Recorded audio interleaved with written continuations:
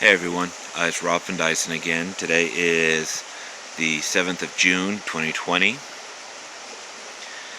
and for those of you who are living this current time, you know kind of what's going on in the world with the riots and everything going on. Well, we actually have two things going on. We have protests going on and riots going on, which I view as two different things.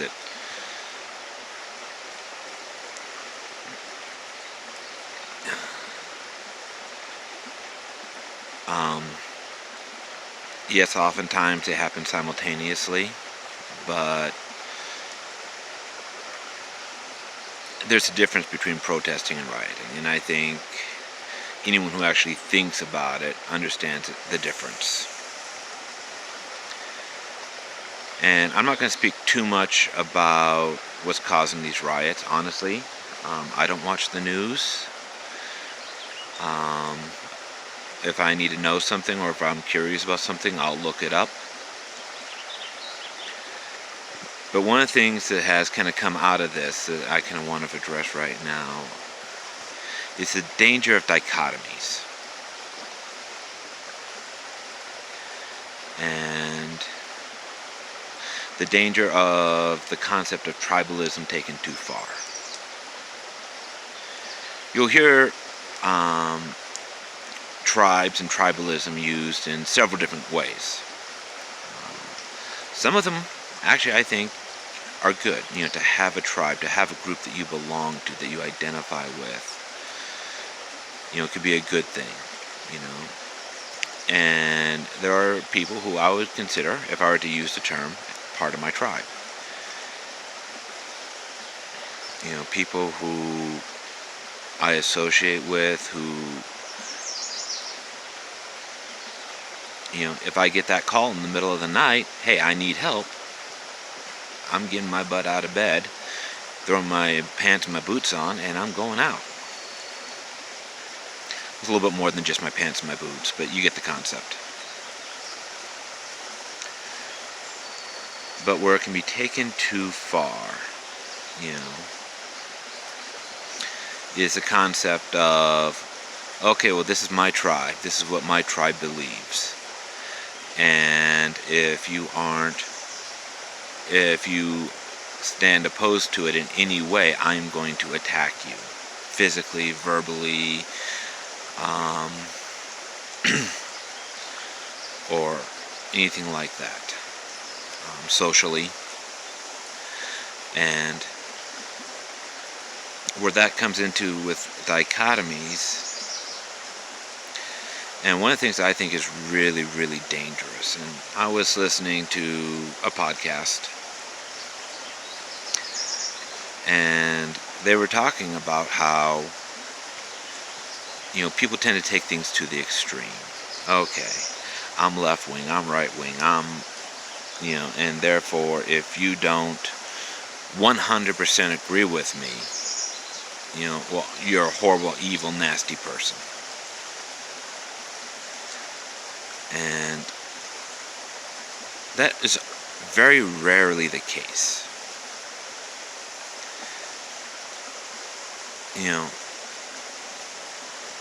And for an example, you take a look at anything that's been politicized.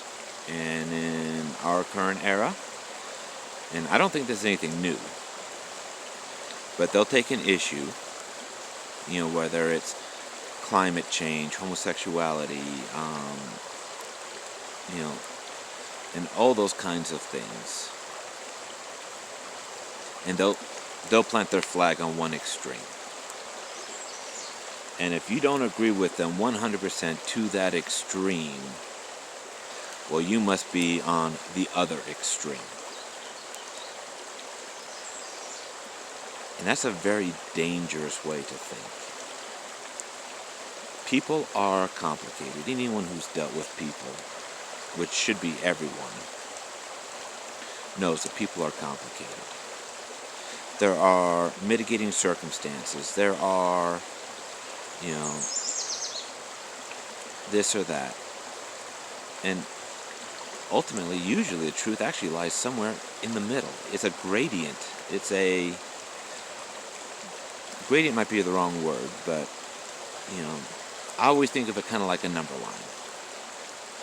And so, like, let's say you have a number line that goes from -10 to 10. And, -10 is one extreme, and 10 is another extreme. Well, you go and you take a look at that, and it's like, most people, honestly, who actually think and don't just, say, well, my particular tribe believes in -10, therefore anyone who doesn't take it all the way to -10, it's just wrong, evil, etc., etc., etc. And what ends up happening is people who are like a -7, who vastly agree more with them than with the people who are on a full-on 10, get treated like they are the people who are a full-on 10. And by the people who are -10, people who are 10 look at them and treat them like they're a -10, when in reality they're not. Life is complicated. Life very rarely falls into black and white. If you look at the story by Victor Hugo of Les Miserables, probably saying that wrong, but the character of Jean Valjean was arrested for stealing. Now, most of us can agree that stealing is bad. You shouldn't steal. But then you look at what he stole. And I'm talking about the thing that initially put him in prison. What he stole was a loaf of bread. Well, why did he steal that loaf of bread? His sister's children, or child, it's been a while since I've read the book, was starving. And he stole a loaf of bread to feed the child. So we have a situation where he did something that pretty much everyone agrees is wrong. He stole. He took someone else's property without paying for it. But he did it for a good cause. Well, in the system at the time, theft was theft. And so he was sent away to a prison camp, to do hard labor. And there are people who will look at that and say, yeah, that's right, he stole. And, sorry, smoke's starting to get in my eye. And that is undeniably the truth. There are other people who will look at it and say, he was just trying to feed children. Which is also undeniably the truth. That was why he stole the loaf of bread. It was to feed the children. And that he shouldn't have gone to prison at all. And when you start looking at things in just straight dichotomy, you start missing the nuances of things. You start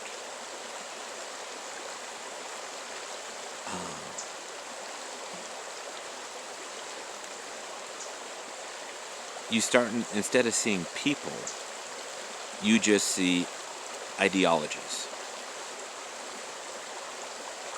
And like everything else in life, ideologies aren't in and of themselves bad. They're a thing. They can be used for good, they can be used for bad.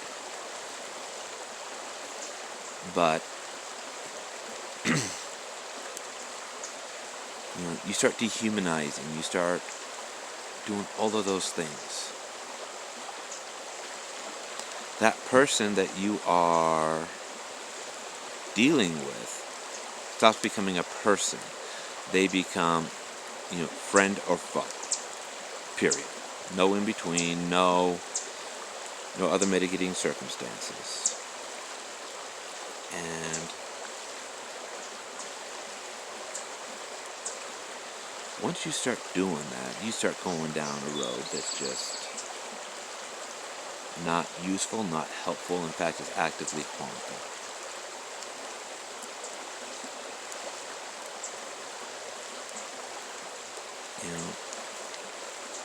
And you also stop seeing the issues. Going back to Jean Valjean. Okay. So if you were just to take it, he stole, or no, he shouldn't go to jail because he stole to feed children. He's a hero. And you get so focused on that, then you lose sight of, okay, well, he stole to help children, to feed children, which means there were children going hungry, who were about to starve to death. All right, let's take a look at that. The problem wasn't necessarily Jean Valjean, even though he definitely had, a problem, and his solution was one that a lot of us would say that wasn't the right solution. But we get so focused on the dichotomy of he stole versus, and is a criminal versus, he was feeding children, he's a hero, that we don't stop to look at it. It's like, okay, what were the circumstances? Okay, there's a problem there. What can we do about that problem? And in certain cases, the judge who sentenced Jean Valjean, looked at the laws and said, okay, he stole. That was all the law cared about. And he had a job to do. He did his job. He sentenced Jean Valjean to prison. And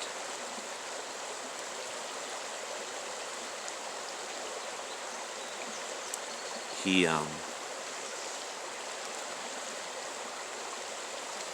and his job wasn't necessarily to look at, why he stole. He wasn't to look at, okay, we have starving children, what can we do about it? He just did his one job. But overall, as a society, no one looked at Jean Valjean and said, okay, here is a man in prison for stealing bread to feed children.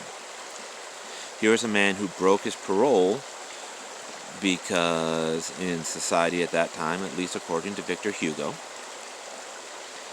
a man who was on parole was almost a death sentence because no one wanted to have anything to do with him because they didn't want that taint put on them of, okay, we've hired a parolee. Okay, we're associating with a parolee,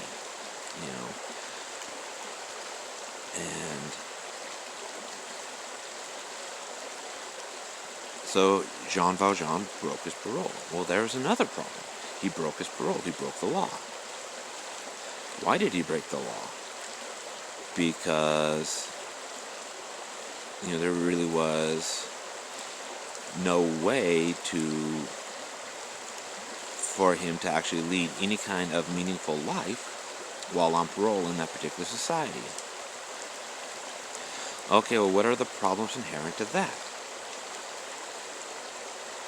And it's interesting, I can't remember the name of the law enforcement officer who ended up becoming obsessed with Jean Valjean, and I probably couldn't correctly pronounce his name anyway. But the journey that this law enforcement officer who knew Jean Valjean from his time in the prison camp, and then met him under different guises as he was trying to track down Jean Valjean, and was seeing the good that Jean Valjean did.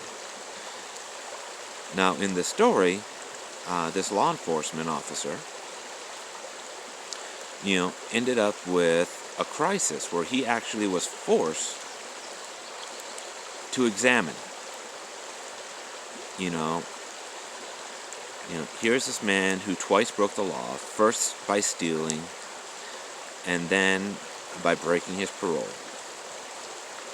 Broke the laws that he was sworn to uphold and to enforce. But was looking at, Jean Valjean was actually a good person and did many great things. Really helped out a lot of people, including Cosette, his adopted daughter.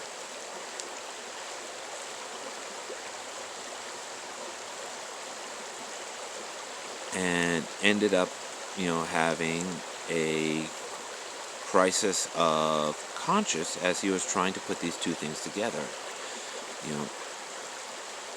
Do I arrest this man and bring him in once I can prove that he is actually Jean Valjean? An escaped parolee? Or do I let him continue on under his current guise where he is doing so much good for so many different people?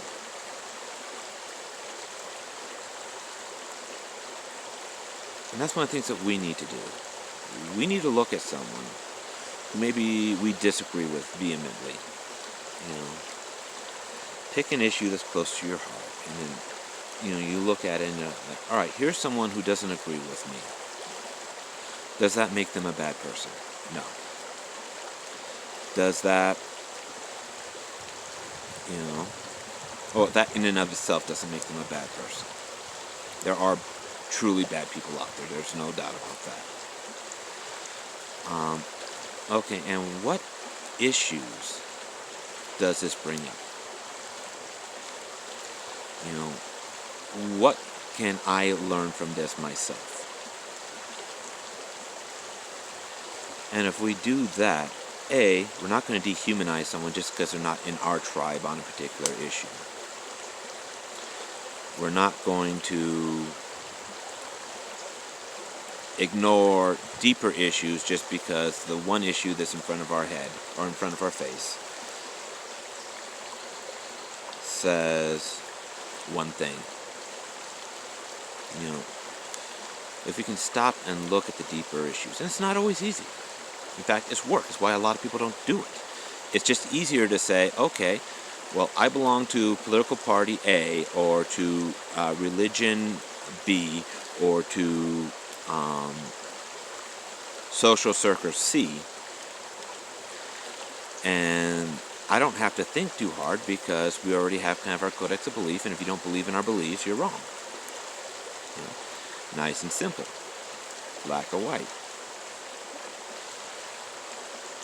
Humans, our natural human tendencies, our natural man tendencies, tend towards laziness. I've heard it described as a survival feature. And in certain cases, it can serve us well.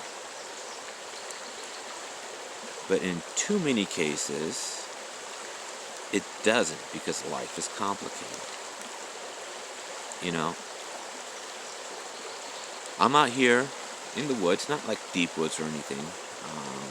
I'm about maybe a 1 to 2 minute walk from where I park my truck. If I were to cross this stream and head up, in about 5 minutes I'd be on a paved trail. But I'm out here in the woods. And let's just say a bear came out. As unlikely as that is, let's just say I'm out here and a bear came out. Well, immediately I'm going to be on my guard and I'm going to be distrustful. It's like, is this bear a threat? And my first assumption is going to be, very potentially yes. That bear could do serious harm to me. Does that mean I should automatically try and kill the bear? No. Unless I am certain that bear is going to attack me, it'd be better for me just to let the bear wander on by.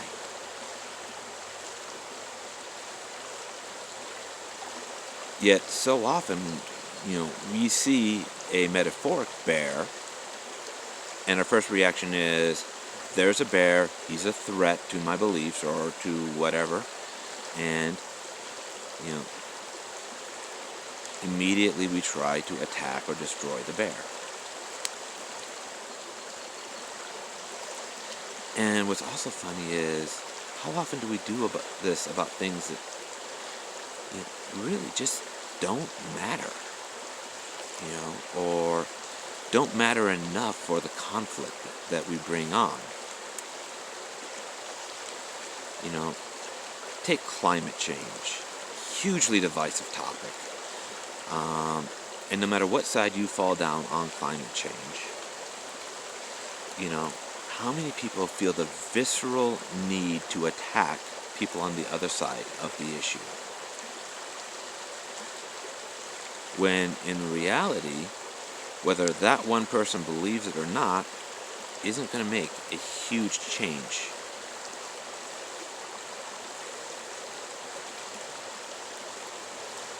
I mean, obviously that needs to be balanced by the fact of, well, if no one does anything, then nothing happens. And I'm not talking about climate change there, I'm just talking in general. But I sat there the other day and listened to two people talk. And that's using the word modelly. But argue, and within 2 minutes, I could tell neither one had any chance of changing their mind.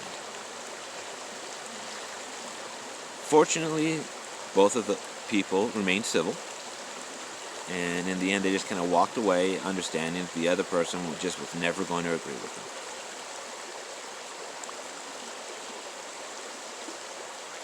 But I've also seen cases and heard of a lot more cases where, maybe not coming to physical blows, but a discussion turns into a debate, which turns into an argument, which turns into a heated argument.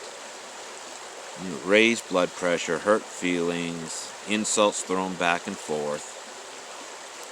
For what? Neither side changed their mind. Neither side, or both sides, are now more entrenched in their thought process because they now have a stake in it. For them to change their thought process, they have to admit that they're wrong and that this person who called them mean and nasty things was right. No one wants to do that. So they're now more entrenched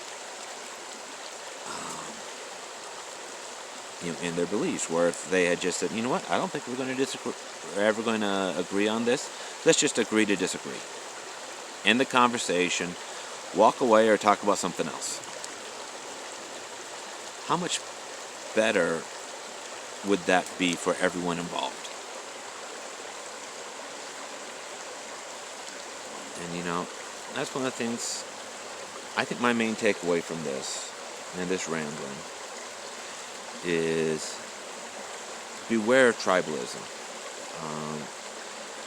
Just because one person believes in one thing and another person believes in another doesn't automatically make them a bad person, doesn't automatically make them your enemy. It just means you disagree on this one thing. I have lots of friends who I disagree with quite strongly on different factors or on different issues.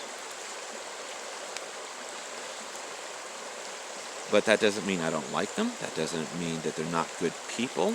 It just means that we have a difference of opinion on a particular issue. I think I'm right. They think they're right. And we both feel so strongly about it that we're not going to change our opinion short of, some major new information. And I've also known people who no amount of information in the world will ever change their opinion. They're just too invested in it. But I guess my thing is, avoid dichotomies. If you find yourself in a dichotomy, thinking, examine it. That doesn't necessarily mean change your opinion. It means examine it. Know why you feel that way. My daughter, when she first came into my life, was in government schools, and, I'd ask her opinion on something. And she'd say, well, this is what I think. I'm like, why do you think? Well, it's my opinion. Okay.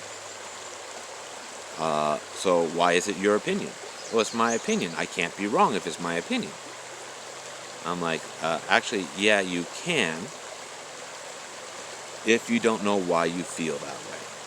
You know, once again, take an issue. I don't care how divisive. Take climate change. You know, ultimately, me personally, I don't have a real big dog in that fight, one way or the other. If you believe it one way, okay. If you believe it the other, okay. I actually tend to be more towards the middle of the scale there, personally. But, you know, what annoys me and frustrates me are people who have very strong opinions